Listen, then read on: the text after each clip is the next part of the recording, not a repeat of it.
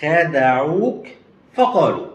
الأدوية اللي بتستخدم أثناء فترة الحمل وبتكون آمنة على الجنين بالتأكيد بتكون آمنة على الرضيع أثناء فترة الرضاعة، والحقيقة غير كده خالص. فعليا في أدوية كتير الأم بتاخدها أثناء فترة الحمل وبتكون آمنة على الجنين، ده لأن هي مش بتعدي المشيمة، فبالتالي ما بتوصلش للجنين وما بتأثرش عليه أي تأثير سلبي.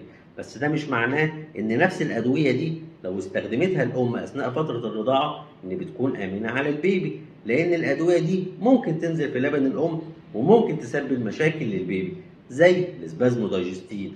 الأم بتاخده أثناء الحمل ما بيعملش أي مشكلة لأنه ما بيعديش المشيمة. تيجي نفس الأم دي وهي بترضع يجي لها شوية مغص تاخد الاسبازمودايجستين، تنزل المادة الفعالة اللي اسمها الداي سايكلومين توصل للبيبي لأن هي بتنزل في لبن الأم تعمل له مشاكل عصبية